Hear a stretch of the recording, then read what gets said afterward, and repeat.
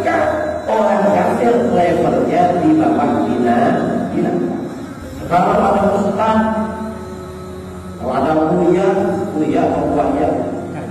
lalu ngomong nggak ada orang kafir, orang di luar Islam katanya muslim, berarti buaya bukan buya. Kalau buya itu mestinya bisa membedakan antara orang Islam dengan orang kafir.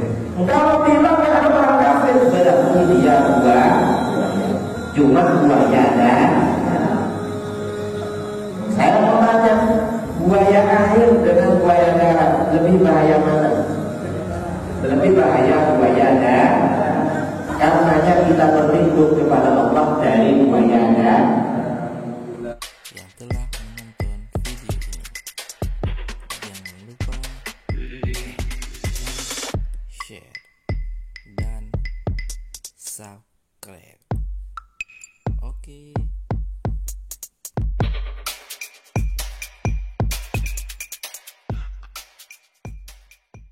Tapi kalau sekarang saudara lebih dari itu. Sekarang ini peringatan Maulid bukan hanya sekedar penguatan, tetapi apa? Sekarang ini peringatan Maulid itu juga merupakan vaksin antibody. Apa maksudnya? Kita bukan hanya tidak buat, tetapi masyarakat sekarang ini kalau tidak diterangkan tentang kisah-kisah baginda Rasulullah SAW, tidak diuraikan keagungan Rasulullah SAW, khawatir terjerumus dalam kekufuran. Bukankah semangat berjuang kalau sekarang khawatir itu? Mengapa? Dari dulu, orang-orang dulu itu kalau ceramah Maulid, acara-acara Maulid itu biasanya mengagungkan Rasul. Dari dulu begitu. Akhir-akhir ini, kira-kira sejak 3 tahun terakhir, ada orang ceramah Maulid tapi isinya merendahkan baginda Rasulullah SAW. Ini kalau orang yang imannya lemah terpengaruh, bisa terjerumus dalam kesesatan, bahkan kekufuran. Alhamdulillah. Bahkan kemarin, mungkin 1 bulan dari sekarang masih ramai di media sosial. Ada orang entah ceramah Maulid atau ceramah apa saja yang berkaitan dengan Rasulullah direndahkan oleh orang itu. Istrinya direndahkan, sahabatnya direndahkan, agamanya semuanya direndahkan. Ini kalau dibiarkan, orang-orang bisa terjerumus dalam lembah kekufuran, keluar dari Islam. Alhamdulillah. Karenanya acara Maulid pada masa sekarang lebih penting daripada dulu. Lebih harus, lebih perlu disematkan pada masa sekarang daripada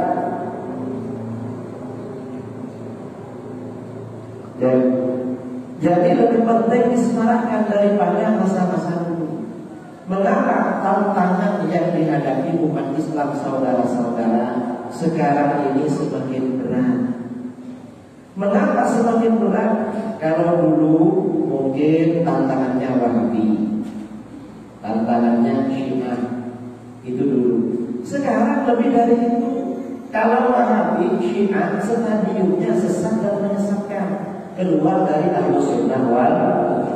Tapi kalau yang baru ini bukan cuma sesat menyesatkan, tapi levelnya, stadiumnya menyebabkan orang-orang itu kufur dan murtad. Na'udzubillah. Ini pentingnya Maulid.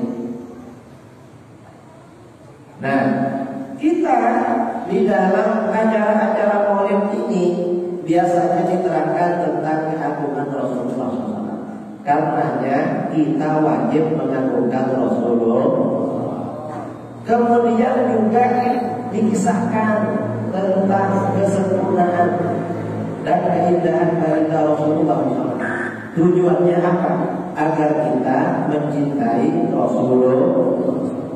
Tujuannya Rasulullah itu beda dengan orang biasa.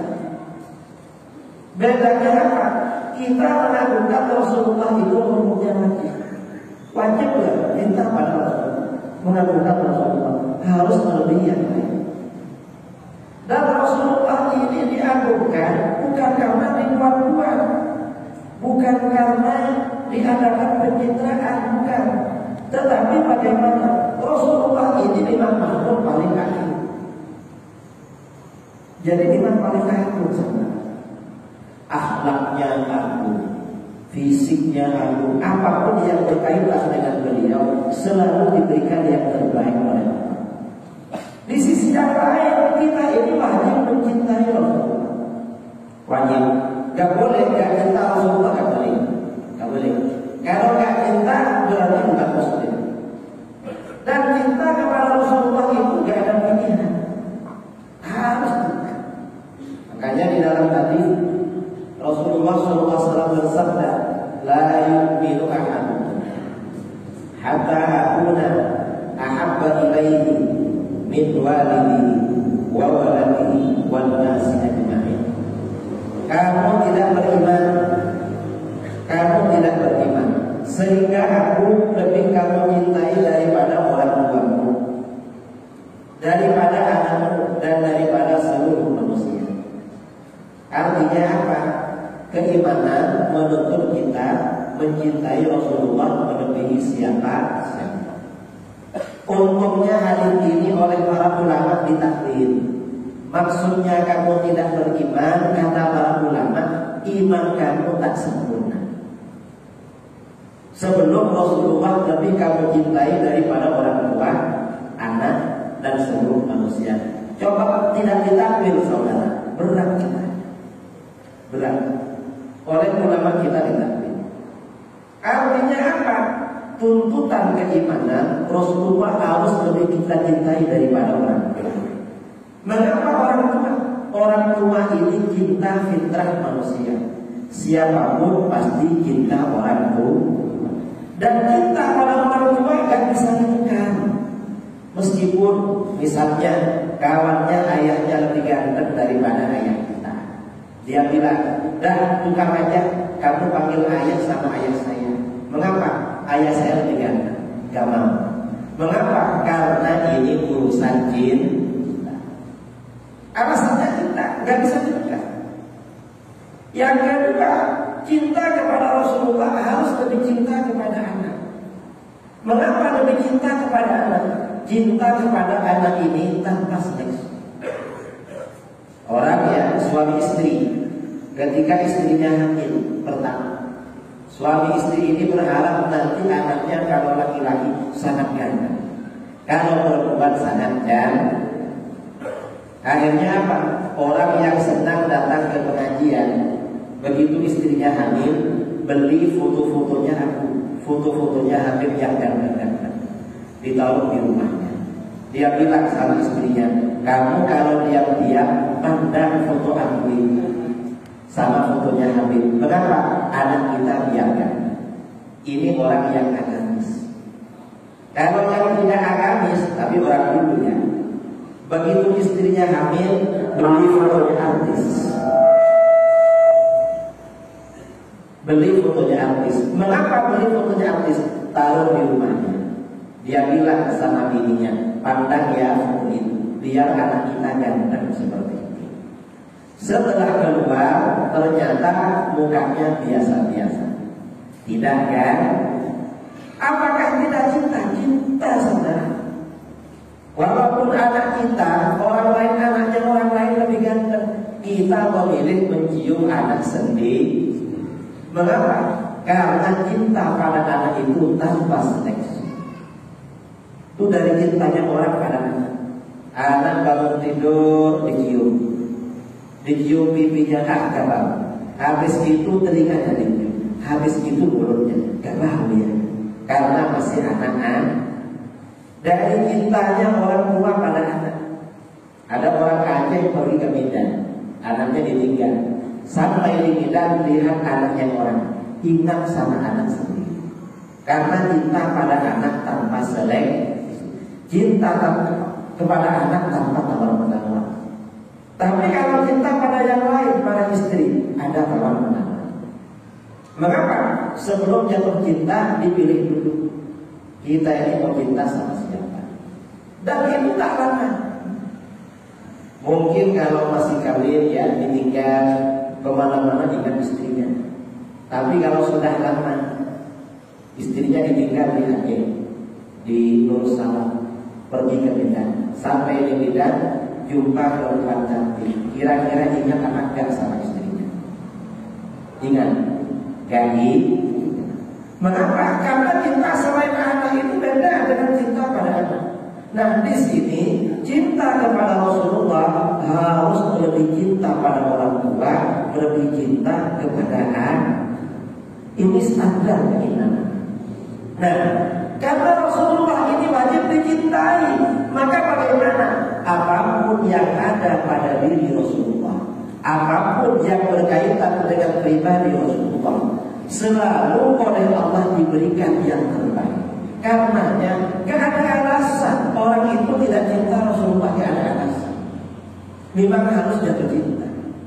Karena apapun yang ada pada diri Rasulullah selalu terbaik. Karenanya ketika di judul ini kan menjalin ukhuwah. Tujuannya Maulid Nabi ini menjalin ukhuwah. Orang yang mengerti Rasulullah pasti ukhuwahnya kuat. Mengapa ukhuwahnya kuat? Rasulullah ini makhluk paling mulia. Rasulullah ini makhluk paling utama. Apapun yang diberikan kepada beliau selalu yang terbaik. Contohnya apa? Umatnya Rasulullah. Karena Rasulullah ini makhluk paling utama, umatnya juga umat terbaik. Di dalam Al-Quran, kuntum khaira ummatin ukhrijat linnas ta'muruna bil ma'ruf wa tanhauna 'anil munkar wa tu'minuna billah. Kalian adalah sebaik-baik golongan yang dikeluarkan bagi umat manusia. Artinya apa? Umatnya Rasulullah itu saudara umat terbaik. Yang dimaksud umatnya Rasulullah itu umat terbaik dibandingkan siapa? Dibandingkan umatnya nabi-nabi terdahulu yang masih lurus berjalan di atas ajaran tauhid dan sama-sama calon penghuni surga. Umatnya Rasulullah umat terbaik. Karenanya umatnya Rasulullah lebih baik daripada umatnya Nabi Adam, lebih baik daripada umatnya Nabi Nuh, lebih baik daripada umatnya Nabi Saleh, lebih baik daripada umatnya Nabi Ibrahim, lebih baik daripada umatnya Nabi Lut, daripada umatnya Nabi Syuaib, daripada umatnya Nabi Yunus, daripada umatnya Nabi Musa dan nabi-nabi yang lain. Ini umatnya Rasulullah lebih baik saudara daripada umatnya nabi-nabi yang lain. Karena dengan orang kafir sekarang, apa bisa dibandingkan? Gak bisa dibandingkan. Umatnya Rasulullah lebih baik daripada umatnya nabi terdahulu. Karena orang kafir itu gak ada nilainya. Karena di dalam Al-Quran orang kafir itu derajatnya di bawah hewan, di bawah binatang. Ulaika kal-an'am bal hum adall. Orang-orang kafir itu seperti binatang, bahkan lebih sesat daripada binatang. Ini orang kafir. Sekarang ya ada orang liberal, kira-kira sebulan atau 2 bulan lalu. Apa kata dia? Semua agama sama. Gak sama. Kok semua agama sama? Umatnya Rasulullah dibandingkan umatnya para nabi terdahulu masih lebih mulia. Kalau dengan orang kafir gak bisa dibandingkan. Orang kafir levelnya di bawah binatang. Kalau ada ustaz, kalau ada buya atau buaya, lalu ngomong, gak ada orang kafir, orang di luar Islam katanya muslim, berarti buaya, bukan buya. Kalau buya itu mestinya bisa membedakan antara orang Islam dengan orang kafir. Kalau bilang gak ada orang kafir, berarti dia buaya. Cuma buaya ada. Saya mau tanya, buaya air dengan buaya darat lebih bahaya mana? Lebih bahaya buaya darat. Karenanya kita berlindung kepada Allah dari buaya darat. Bahaya itu saudara. Beda lagi. Ini umatnya Rasulullah.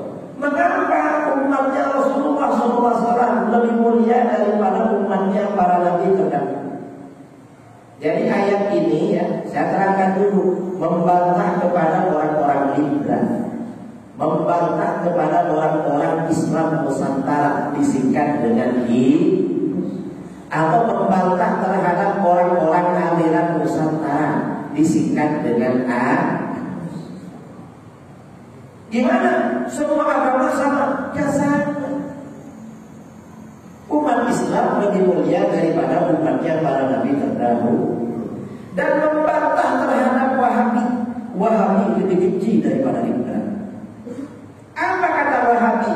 Umat Islam di luar Wahabi lebih kafir dan lebih syirik daripada Abu Jahal dan Abu Lahab. Orang Wahabi dilaknat oleh Allah. Amin Allahumma amin. Bahaya sebenarnya. Wahabi. Umatnya Rasulullah ini umat terbaik, lebih baik daripada umatnya para nabi terdahulu. Mengapa umatnya Rasulullah umat terbaik? Karena karakternya ta'muruna bil ma'ruf wa tanhauna 'anil. Umatnya Rasulullah ini senantiasa istiqamah menjalankan amal ma'ruf nahi munkar. Dan ini beda dengan umat nabi terdahulu. Al-Quran mencela golongan ahlul kitab. Mengapa? Di dalam Al-Quran dicela, kanu la yatanahawna 'an munkarin fa'alu. Orang-orang ahlul kitab tidak saling mencegah dari kemungkaran yang mereka lakukan. Tapi kalau orang Islam senantiasa menjalankan amal ma'ruf nahi munkar. Di mana ada kebaikan, ada yang ngajak-ngajak. Ini karena masjid belum jadi. Sudah berapa bulan? Sudah tahunan. Ini pasti ada yang ngajak untuk nyumbang. Cuma gak mau nyumbang kadang-kadang. Makanya gak selesai-selesai. Ada yang ngajak. Ya mungkin pikir ini walaupun gak ditutup gak apa-apa, sah sholat. Ya sah sholatnya, tapi kan gak selesai. Saya diajar ini cuma masjid ini yang dari dulu kan selesai. Yang lain macam nggak selesai. Entah kenapa nggak selesai. Hah? Tahun 60-an? Sudah 70 tahun nggak selesai. Indonesia sudah merdeka, ini belum merdeka. Nah kemudian juga ya, jadi umat Islam ini di mana-mana amal ma'ruf nahi munkar. Jangankan umat Islam yang di Indonesia, saudara. Memang negaranya negara Islam. Ada kebaikan, ngajak maulid, ngajak Abdul Akbar, ngajak pengajian, ngajak bangun daya, ngajak bangun masjid, menasak dan lain-lain. Ada saudara-saudara kita kerja ke luar negeri, kerja ke Hong Kong, kerja ke Korea, kerja di Jepang, di mana-mana. Akhirnya apa? Karena sekarang ada medsos, mereka komunikasi sesama Muslim TKI di Indonesia. Hari libur berkumpul. Setelah berkumpul apa? Dilihat wajah-wajahnya. Siapa kira-kira yang wajahnya pantas dijadikan ustaz, diminta kasih tausiah. Padahal di kampungnya diajarkan laku, tapi di luar negeri diangkat jadi ustaz. Ini memang umat Islam seperti itu. Umat Islam.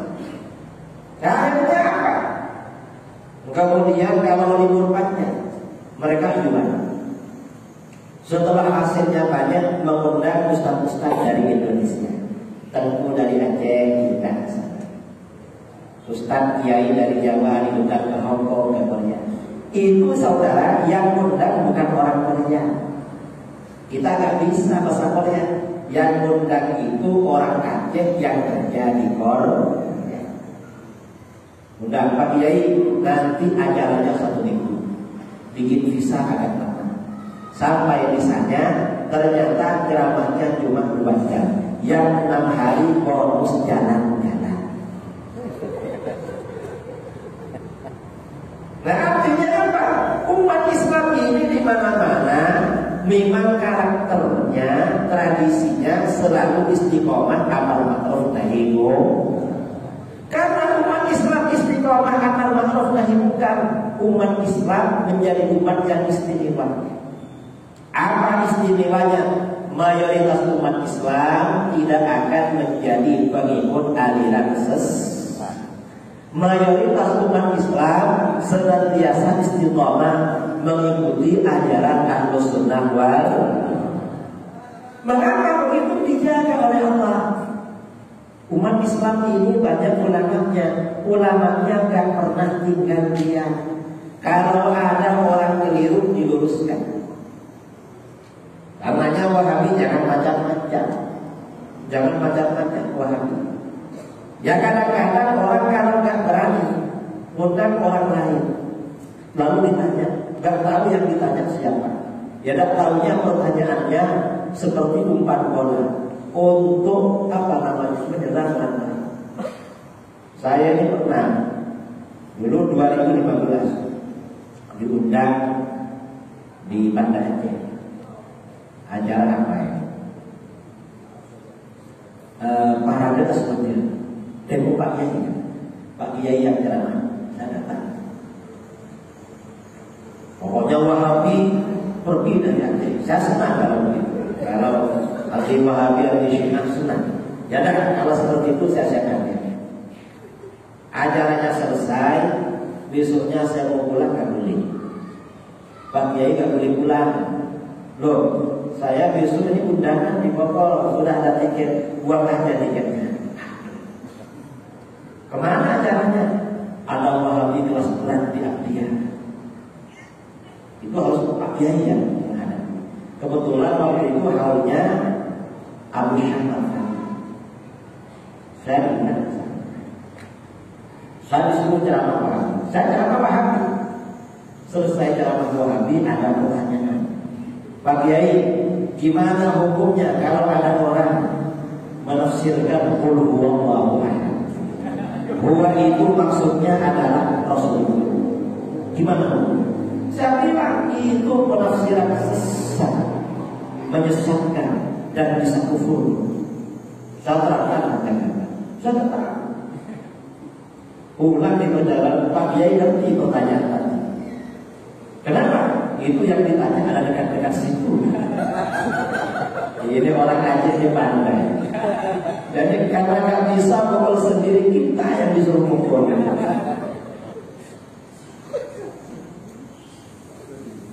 Ini namanya Ahlus Sunnah wal Jamaah. Cari akal memang.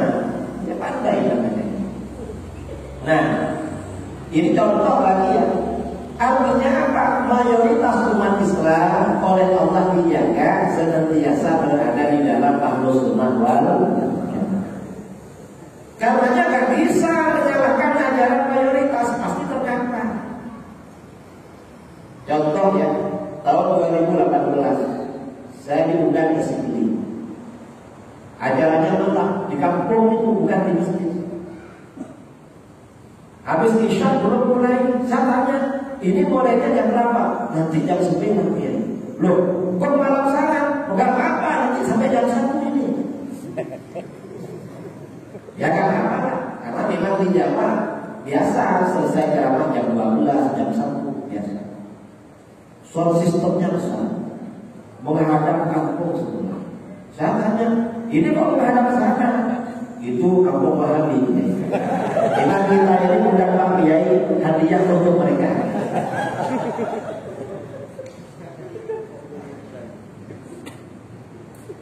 Jadi mereka ditantang. Nanti kalau saya ceramah nyerang mereka, nggak bisa disalahkan karena tamu katanya. Tamu tanya apa?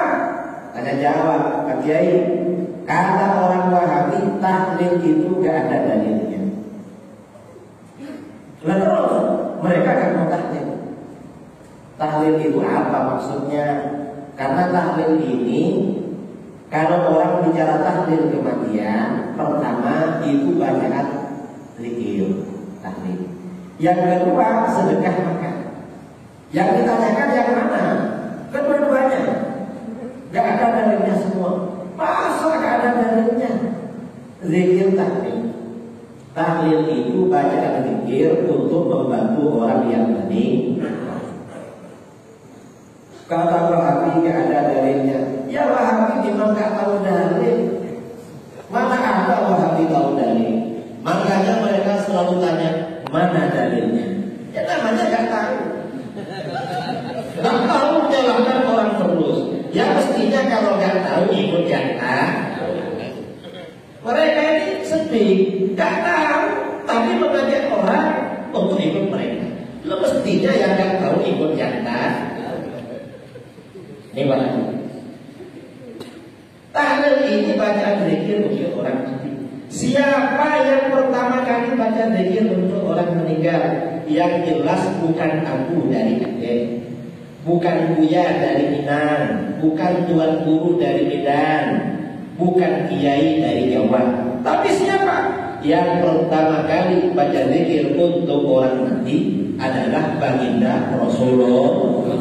Rasulullah saudara yang pertama kali baca zikir untuk orang mati. Apakah ada hadisnya? Minta berapa? Kalau orang Jawa jalur piro. Apa jalur piro? Minta berapa? Kalau jalur piro dijawab lagi wani piro. Apa wani piro? Berani berapa? Kamu kan gak ngerti bahasa Jawa. Sebaliknya kalau saya gak ngerti bahasa Aceh. Saya ini bahasa Aceh yang ngerti cuma satu, anak P, anak ibu. Gak tahu artinya apa sampai sekarang belum tahu. Nanti mau tanya sama aku panitia ini. Saya ini saudara ya, tahun 2018 diajak tengku-tengku Aceh umroh. Ini ngajak Pak Kiai umroh. Kenapa ngajak saya? Biar Pak Kiai bisa ngantarkan kami jumpa ulama-ulama Mekah dan Madinah. Siap. Karena rata-rata yang menjadi juru kunci ulama-ulama Mekah Madinah orang Madura. Kalau saya ke Mekah atau ke Madinah, orang Madura datang semua, nggak perlu diberitahu. Jadian ketemu di Medan, dari Medan ke Kuala Lumpur. Sampai di Medan, saya itu seperti di luar negeri. Mengapa? Orang Aceh ini semuanya bicara pakai bahasa Aceh. Saya nggak ngerti. Cuma ya karena kita kumpul bareng, kalau mereka tertawa, saya tertawa juga. Mungkin lucu ini pertemuan. Sampai di Mekah, sampai di Madinah, Pak Kiai, kapan ziarah ke Habib Kiai? Satid pun orang. Sampai di Mekah, minta ziarah ke Sayyid Satid pun orang. Akhirnya orang Madura ini dengan saya sejak ketemu bahasa Madura terus. Kita kan orang-orang Aceh gak tahu ini mau dibawa kemana ini, karena kita pakai bahasa Madura. Akhirnya mereka ketawa-ketawa, gak ngerti ya ini. Nah ini bahasa daerah. Ini orang Madura kan bisa bahasa Indonesia, padahal bisa. Ya karena ya orang Aceh kadang ya begitu. Kalau kumpul kamarnya pakai bahasa Aceh.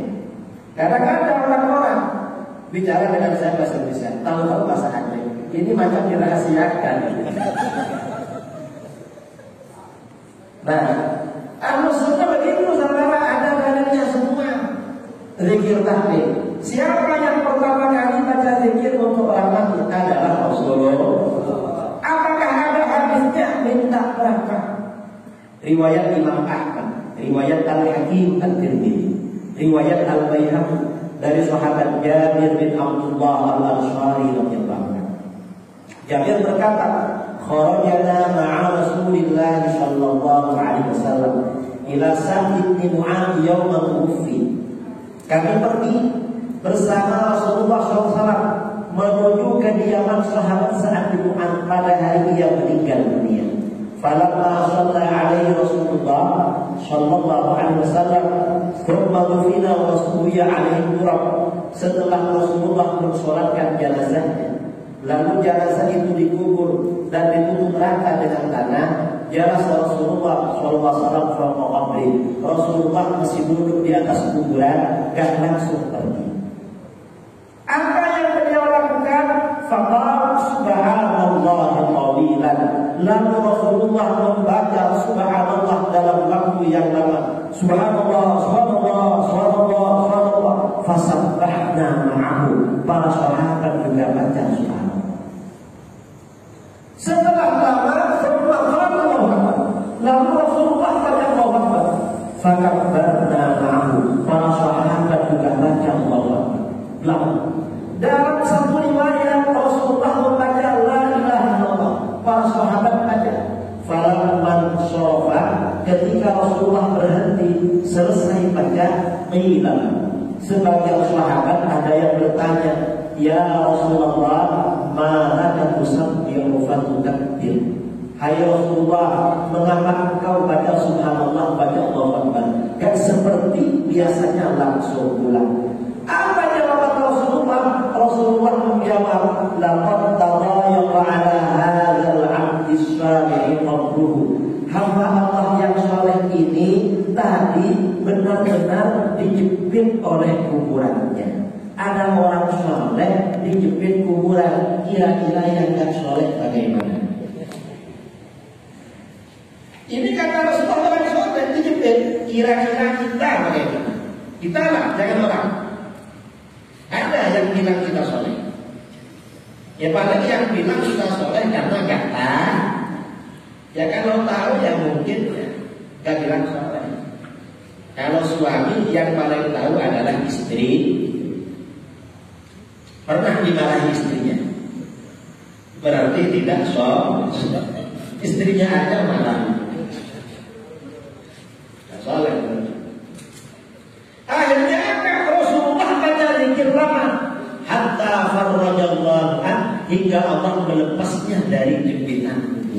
Nah, berdasarkan hadis ini, zikir yang kita baca untuk orang mati itu bermanfaat.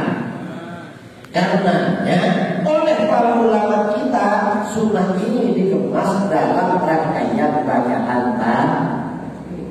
Artinya tahlil itu ada dalilnya, saudara, jangan dibilang gak ada. Tahlil ini saya cukup satu dalil aja, kan perlu banyak. Karena kalau diterangkan dalil tahlil aja 1 jam kan selesai. Lalu yang kedua, sedekah makan bagi orang mati. Kata Wahabi, gak boleh, gak ada dalilnya. Loh, kok sedekah gak ada dalil? Yang gak ada dalilnya itu bakhil alias pelit. Kalau pelit itu gak ada dalil. Tapi kalau sedekah banyak dalil. Imam Nawawi dalam kitab Riyadhus Shalihin menulis bab berjudul As-Shadaqah 'alal Mayyit, anjuran sedekah untuk orang mati. Dalil yang disampaikan oleh beliau hadis Bukhari Muslim an Aisyah radhiyallahu anha, dari Aisyah radhiyallahu anha, anna rajulan atan Nabiy sallallahu alaihi wasallam faqala, seorang laki-laki datang kepada Nabi sallallahu alaihi wasallam, lalu laki-laki tersebut bertanya, ya Rasulullah, hai Rasulullah, inna ummi ufquritat nafsaha wa lam tusib. Sesungguhnya ibuku tiba-tiba meninggal dunia dan tidak sempat berwasiat. Mungkin meninggalnya karena COVID, makanya gak sempat berbicara karena gak dijaga. Tapi sekarang, dulu gak ada COVID, sekarang gak ada lagi. COVID ini ada kecuali di Aceh. Di Aceh katanya gak ada. Entah ada